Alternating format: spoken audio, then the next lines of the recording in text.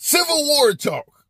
You've heard it undoubtedly at any mention that Kamala Harris could become the next commander-in-chief in regards to the Democrats still in the election and things of that nature. You had heard a lot of talk about civil unrest. Keep in mind, 2 weeks ago, Trump was still claiming that a widespread election fraud was going on. And many on the right was talking about it could lead to the possibility of civil unrest. Certainly if he ended up being incarcerated for some of the many charges and felonies he'd been convicted of. Well, all of that is out the window now. Trump will become president. He won't do any time in jail. In fact, he will not likely even be a felon by the time this shit is over with. Jack Smith has already put in his resignation. Merrick Garland will be fired. And all of that will be like footsteps on the beach during high tide. It'll all be washed away as if it never happened. So could there possibly be a civil war now that Trump won? Are the Democrat Party likely to commit an act of civil unrest? Well, there are areas where the Democrats might be pissed off and folks might suggest they could become violent. Now, keep in mind, when you talk about civil unrest like January 6th, the common comparison is Black Lives Matter riots.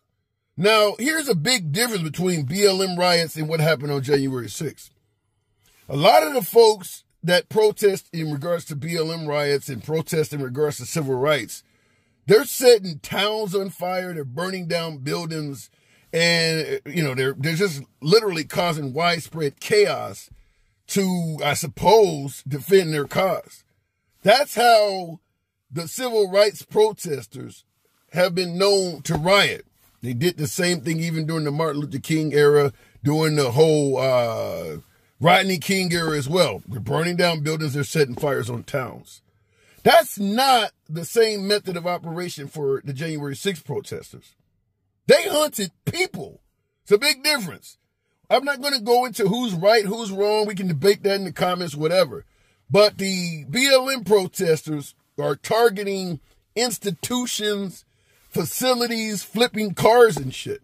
The January 6th protesters were hunting people.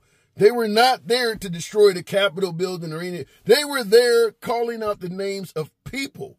So that's one of the differences. But will the African-American community go into civil unrest under Trump? My personal analysis is not even close. I haven't heard anybody in the black community bitching about $2 gas or a good economy.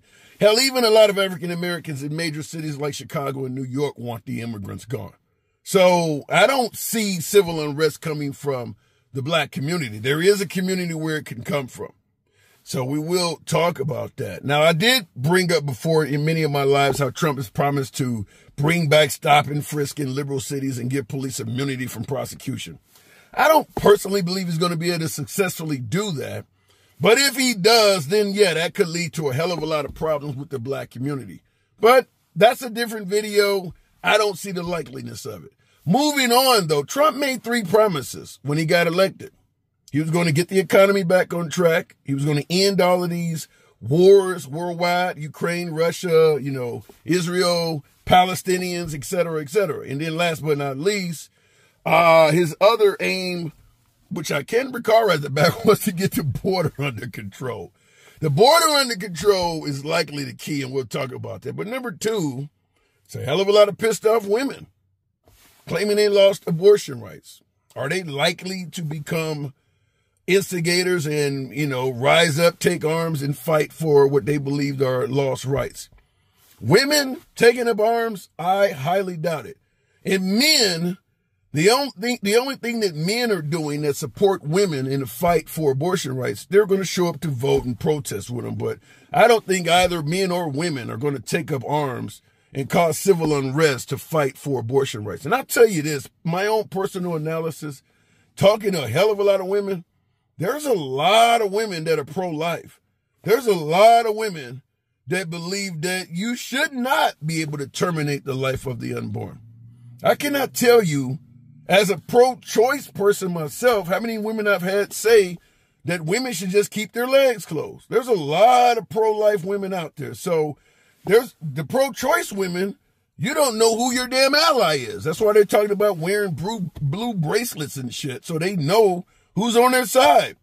More white women voted for Trump. 34% of Hispanic women voted for Trump, knowing that he intended to operate from a pro-life platform.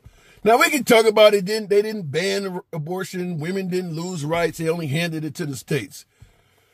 Look, I'm on the other side of that.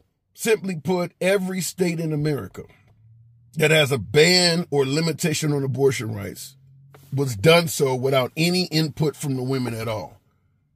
That's losing rights, in my opinion. If they do something you don't favor and you had no input or say so on it at all, in fact, they tried to prevent the women from voting on it, I understand a lot of people don't believe that's losing rights.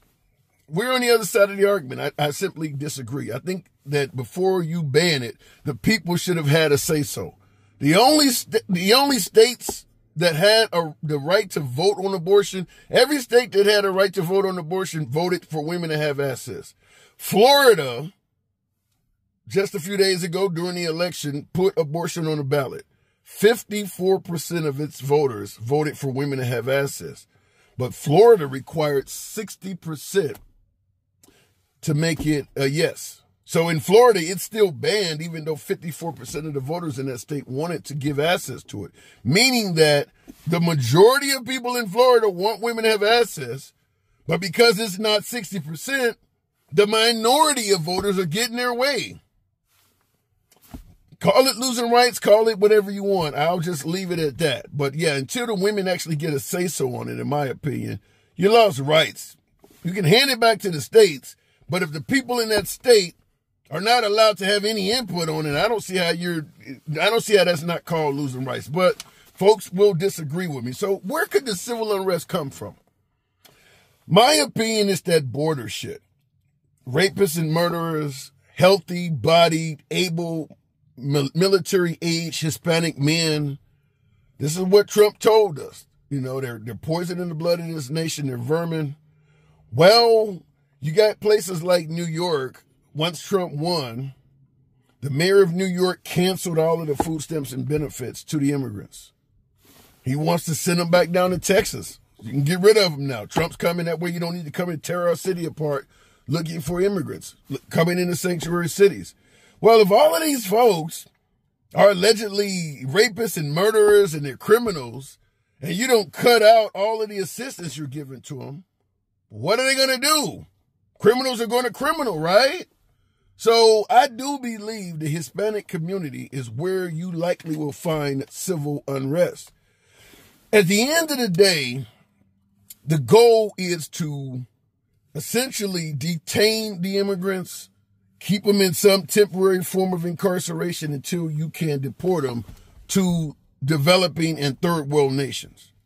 So if you're an immigrant in America, there is no pot of gold at the end of the rainbow in regards to the deportation process. Your life is about to get horrible. Why would you self-deport or cooperate with authorities?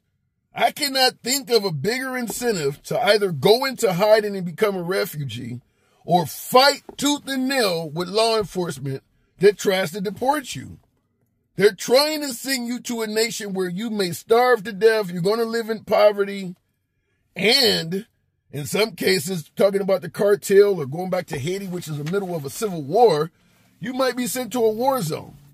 So you got to assume there's going to be a hell of a lot of immigrants that they're seeking to deport that might choose to just shoot it out with cops, shoot it out with citizens that call in. I mean, like I said, there's no pot of gold at the end of the rainbow.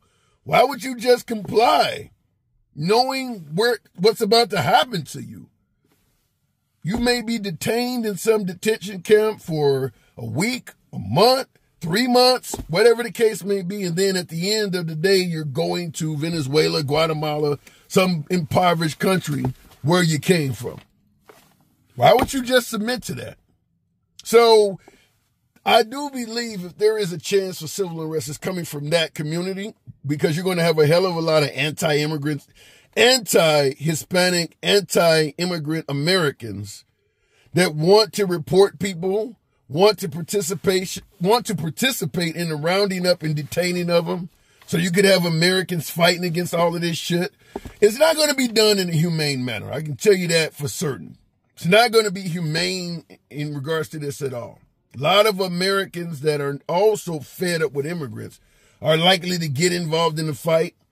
You got to assume some Americans of Hispanic descent may sympathize with the immigrants, perhaps getting in the fight as well. Maybe some of them are going to get incarcerated for helping an immigrant. This is going to be a mess, in my opinion, considering the wide amount of deportations Trump is trying to implement. And he's putting people in place. What really surprises me is the number of Hispanics that voted for Trump. I get the notion that we want a good economy, but my opinion, I think they either did not believe what Trump was talking about, took it as a joke, maybe believe people were taken out of the context or whatever the case may be. But once this starts happening and it starts becoming serious, I think you're going to have a lot of voters' remorse in the Hispanic community. I don't think they all want the border secure to this level. Yeah, I came legally and you jumped the line. That's not fair, but I don't want you to spend, 6 months in some type of prison camp, barely being able to eat, and then they treat you like this. That's the type of stuff that happened under Obama and happened under Trump. You're going to have a lot of Hispanics that are going to sympathize with those folks. And then many of you may remember Melania Trump going down to the border wearing this big green jacket that said, I don't even care what's happening to these people. Big jacket, big letters on the back. I don't even care, do you? So that type of, we don't give a shit about your mentality to people that he's already claiming are criminals and poisoning the blood, then why would they comply? Why would they not become criminals? Why would they not live up to his claims? I can see a lot of mess in this. This is where you have the immigrants versus patriots. I'll just leave it at that because patriots could consist of anybody, but immigrants versus patriots, in my opinion, is where you're going to get all of this. But what do you guys think? Do you think it's going to be something that just happens peacefully? Look, at the end of the day, you're not in the country legally. Turn yourself in to the nearest police station, or you get a knock on the door at 2 a.m. Jose, come on out. You know the deal. Come on out with your hands up. You think that's how it's going to work? I don't think so. I really don't think so. I think that the civil unrest, and keep in mind the Hispanic community is the second largest community in America. Whites, Hispanics, African Americans. African Americans only represent like 13 or 15% of the country. Hispanics, I believe 30% or more. So it's a lot of Hispanics in the country. And we can talk about legal, illegal. According to Trump, 18 million are here illegally. That's a large crowd. That's a lot of people. Let me know what you think in the comments. Think they'll all go peacefully? Or do you think there will be some violence? As always, feel free to smash that like button, subscribe to the channel. See you in the next video.